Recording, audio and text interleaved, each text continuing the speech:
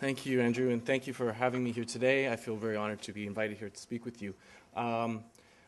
When Andrew first called me or emailed me to come and speak today, I thought, what do I have to say? I've been out of the school for about 2 or 3 years. I've been working as a freelancer, but it turns out I have quite a bit to say.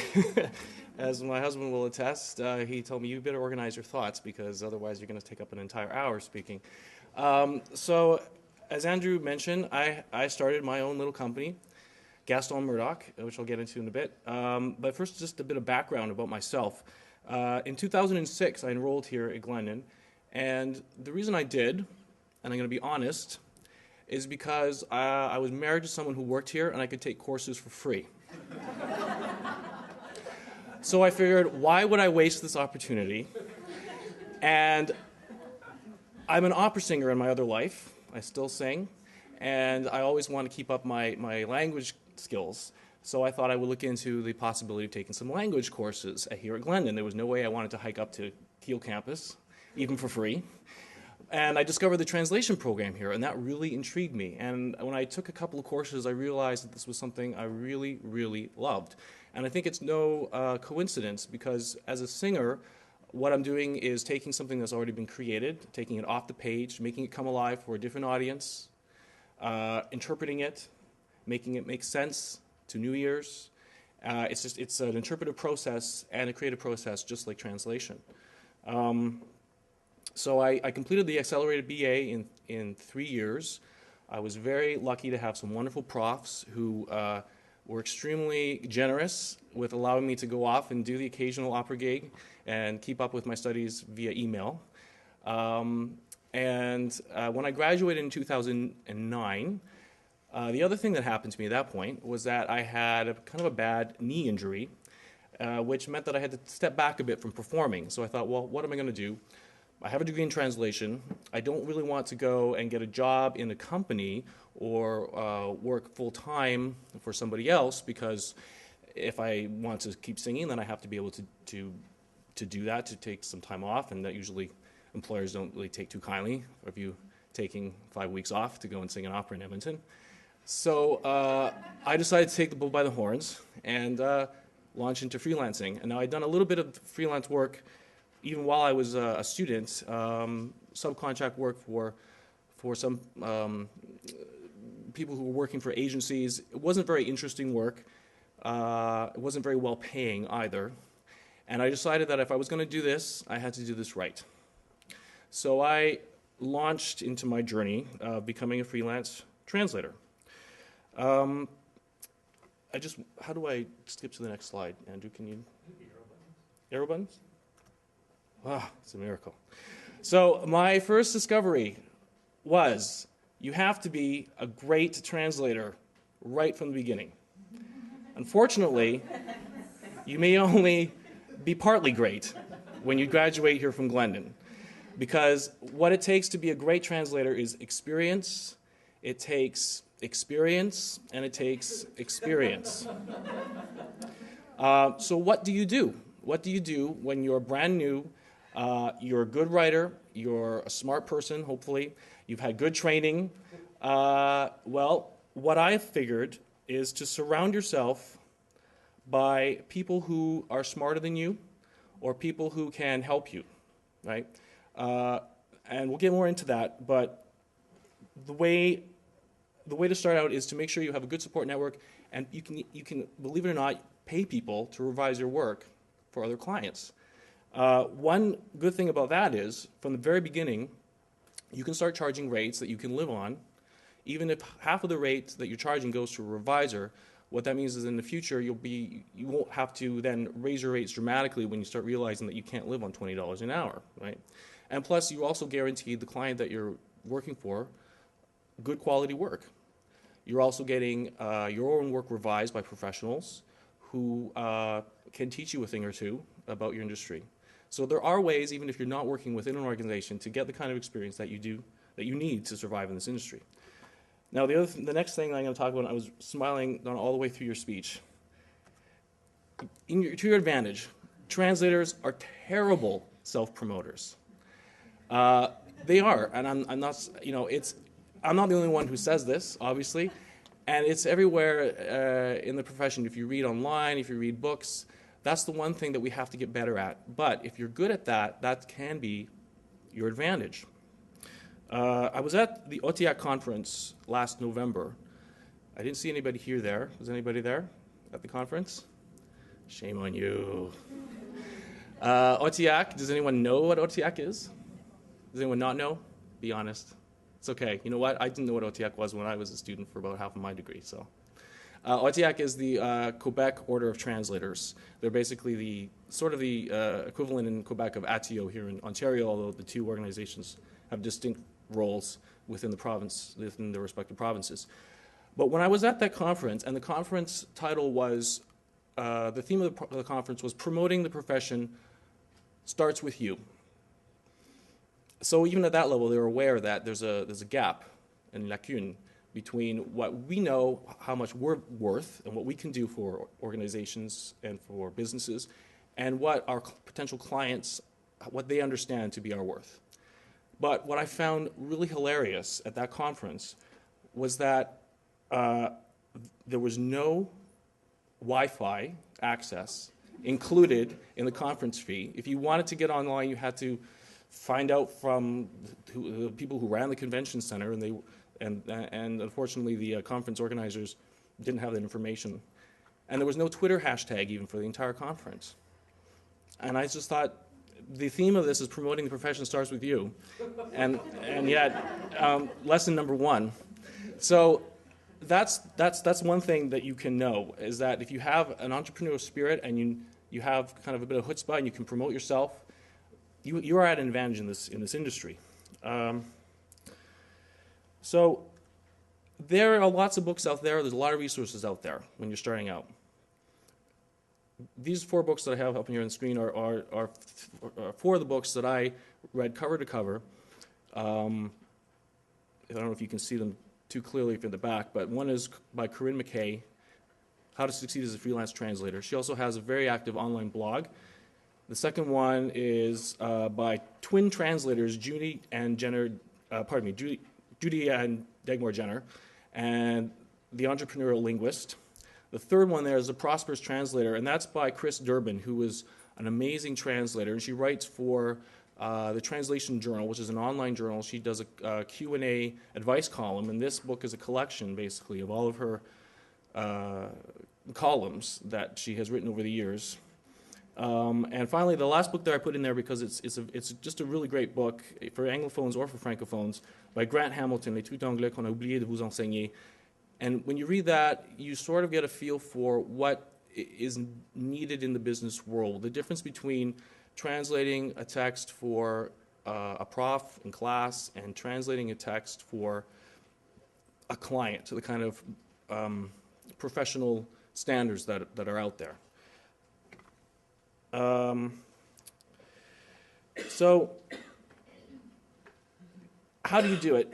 Easy way, if you want to be a freelance translator, first to get a job somewhere and to build your experience, and then to launch your own business on the side perhaps, and then eventually once the clients pick up, you can make it a go full time. Hard way, this is what I did, was to throw yourself into the lion's den.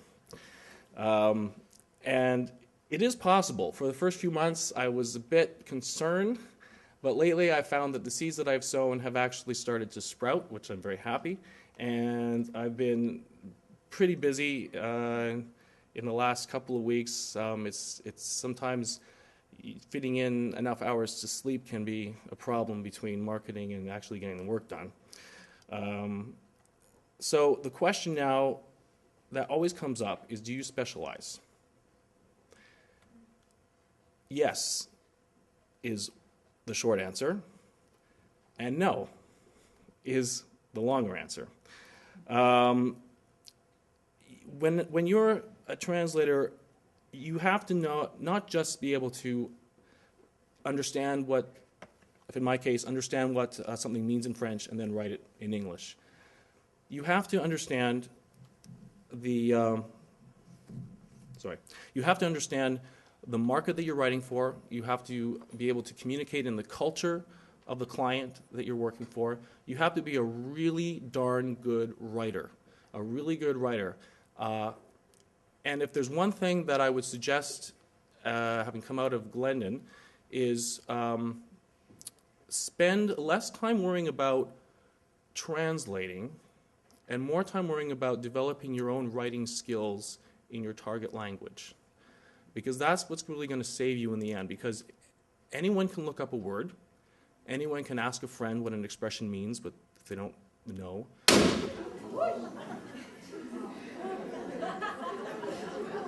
That just drove my point home, I think.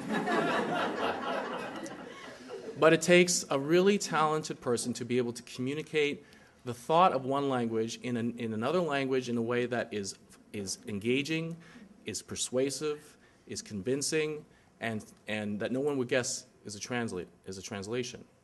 That takes a lot of time and experience as well, and that takes a lot of again, a lot of reading, and not necessarily reading in your source language. It takes a lot of reading in your target language. And there are a lot of books out there. One of them, which I don't have up here, but William Zinsner wrote a book called On Writing Well, which is a fantastic book, which everyone in this room should have on their shelf. And he basically lays out the foundation of what it takes to be a really great, in his case, nonfiction writer. Now, like it says out there, you can't always afford to say no to texts outside your field. But the other good thing about specializing is it kind of gives you some certain amount of legitimacy. I mean, if your portfolio or your CV lists that you work in telecommunications and engineering and the environment and finance and folk literature, French cultural policy, the construction industry, tourism, and cosmetology, you're either a genius or you're a bit overextended. That being said, in the past few months, I've worked in telecommunications, engineering, the environment, finance, folk literature, French cultural policy, the construction industry, tourism, and cosmetology. But my specializations are public policy, social sciences, and the arts. So how did I come upon those? Well, when I first decided to launch into freelance translating, I realized that I had to focus on something. The arts was an obvious choice. I'd spent 10 years as a performer across Canada in French and English Canada, so I knew the players, I knew the industry. But the arts is not always the most lucrative business, so I knew I had to have something else. I considered, certain things. I had a friend who worked in pharmacology, which obviously is a big industry, but it wasn't necessarily really my thing. I had no experience in that. I wasn't really passionate about it. And then I looked around and I realized, well, I live with a PhD in political science. I've translated his thesis. I've worked on blogs that he's written. I've loved the work that I was doing in that area. And I realized if I have this incredible in-house resource, I'm going to use it, right? So as our other speakers were mentioning, turn to the people in your lives who beg, borrow, steal advice from everyone around you when you're starting out. And it's pretty, I kind of laughed when the night that I realized that this is the direction I should go in, because it was literally under my nose the entire time. So, don't dismiss the obvious sometimes, I guess, is the lesson in that.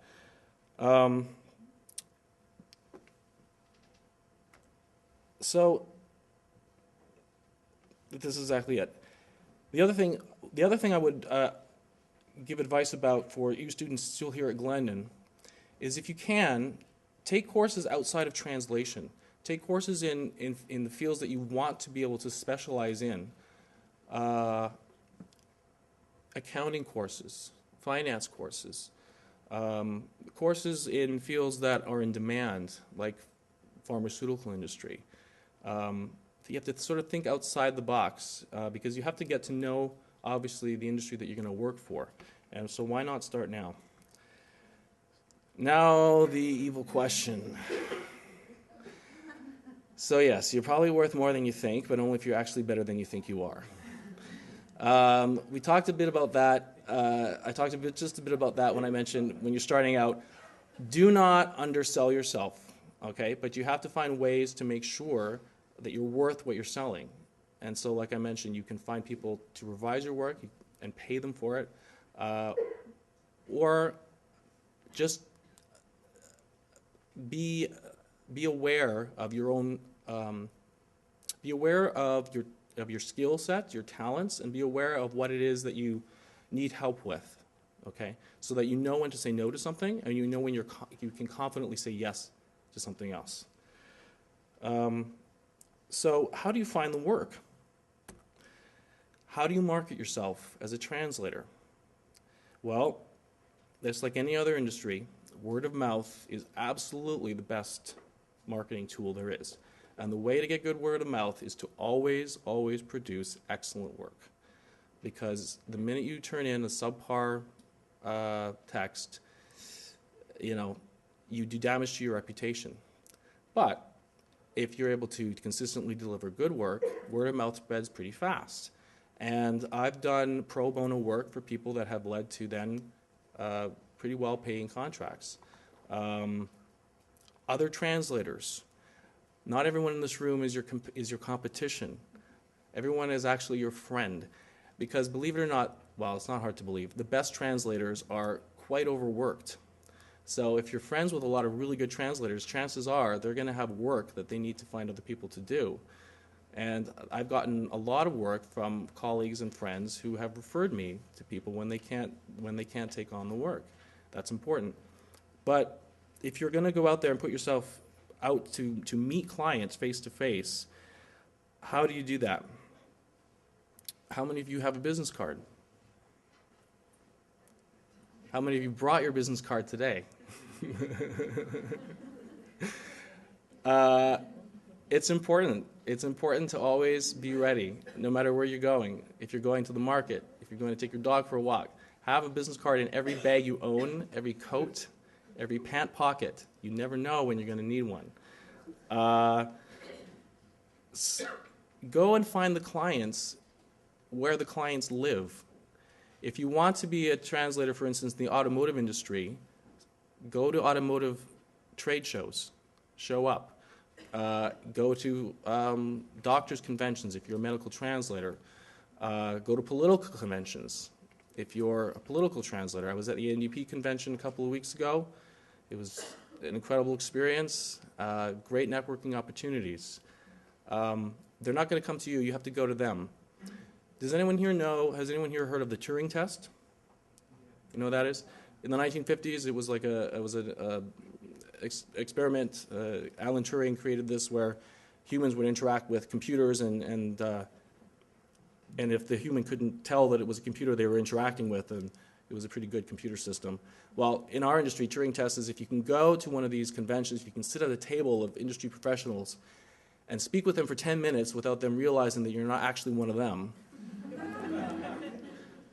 then you're on your way to become a good translator in that industry. And the way to do that is to learn about it. And it's not even to learn about it, in my case, in French. It's to read things about it in English. If you're a financial translator, read the financial pages every single day. Keep on top of the latest trends in the industry, and you're 90% there.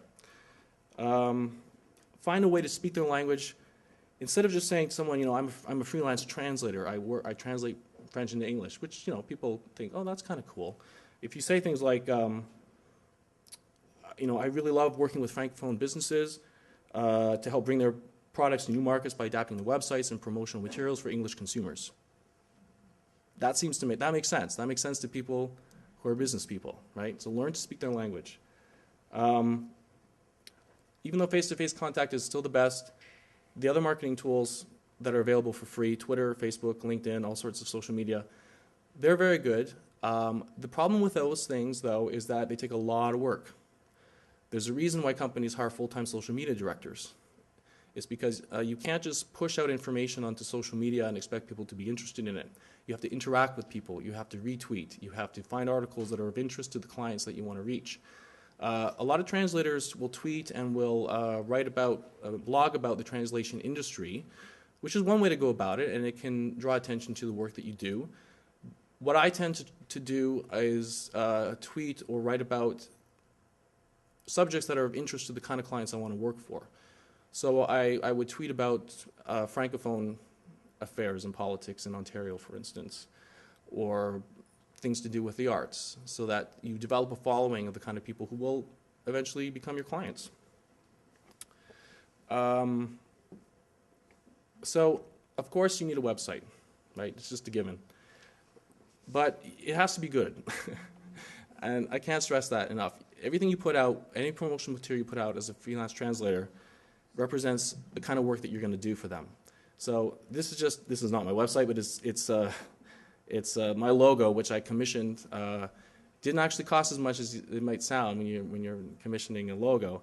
And I have two different logos, one in English and one in French. And the reason for that is because and my website itself is segmented. There's a complete English side and a complete French side. And the reason I did that was for two main reasons. For one thing, when you're dealing with clients who are looking for translators, if they don't speak one of the two languages that you're working in, when they're confronted with text that they don't understand, it's very intimidating, and they don't like it. They don't like looking at a page that they don't understand. So my suggestion is always to bisect your materials into English and into French and make sure that you get that right language to the right people. The other reason why I divided it up is because if you visit the website, although the text is fairly similar one to the other, the copy of the text, the headlines are different because from one market, you're taking their native tongue and you're translating it into a language they don't understand, and for the other one, you're translating a language they don't understand into their native language. And so the way that you market yourself to these two different types of people are very different, right? So you have to keep that in mind as well in your promotional products.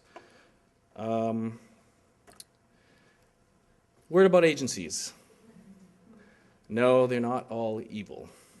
There's a lot of posts online, a lot of discussions, people who are ranting and raving about, mostly ranting about agencies and draconian fees and conditions and whatnot. My experience with agencies in Canada is that there are some very good ones, and it can actually be a great way to get experience as a freelancer.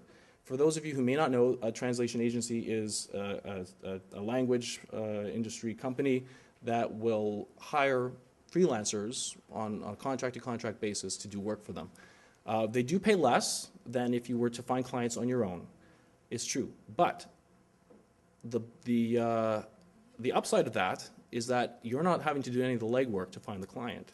And if you can save 10 hours a week, if you can shave 10 hours a week off of your marketing time, that can only be a good thing. And the other thing about agencies that I like is if you have a good rapport with the folks who are there, and it takes effort, you have to make an effort to get to know the people you're working with.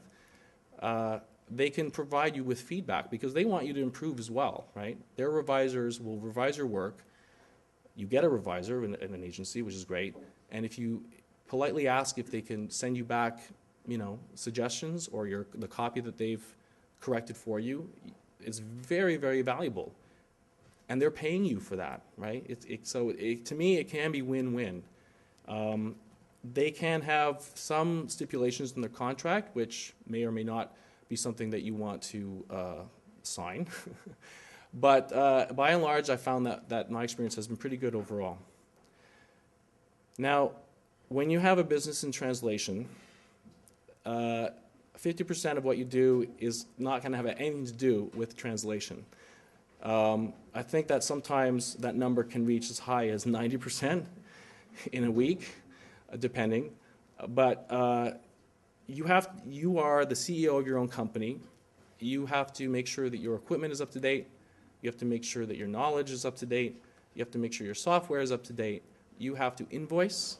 Invoicing is a pain, let me tell you. You have to have an excellent program to keep track of your clients, to keep track of your projects, to keep track of your different rates for your different clients and your different projects, to keep track of when your clients want to be invoiced, because it's up to them.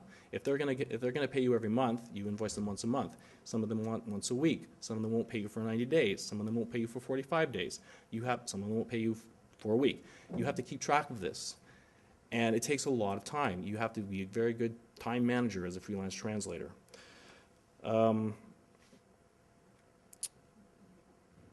even simple things, like when I registered my business, and I'll just tell you a little story about why I chose the name Gaston Murdock, some of you may be wondering. Yeah, it's because when I decided to launch my business, I didn't want to identify it necessarily with my own name because I was already known as a singer. I had my own website as my name as a singer. And I also didn't want to pick a name that, I don't know how many translation businesses there are out there that have the name com or some variation on that in their name, Lexicom, Anglocom, Omnicom, Transcom, it's just Translingua, all those sort of good names. I mean, it's evocative in some ways. But I want to set myself apart. And so I decided to go with Gaston Murdock because Gaston was the name of my husband's grandfather, and Murdock was my grandfather. And I thought it was a bilingual name. It kind of sounded fun, kind of neat. But when I tried to register it with the Ontario government, they told me that you can't register real people unless you get letters of permission from their estate. So I had to do that. If you want to build a business in this province, there are a lot of hoops to jump through. So bear in mind that there's always going to be things like that you have to, a lot of hoops to jump through as a freelance translator. Speaking of hoops, professional associations. How many of you guys are members of ATIO as students? All right. You should all join because, especially as a student, you get a discounted rate. It was free. Yeah, it's free. And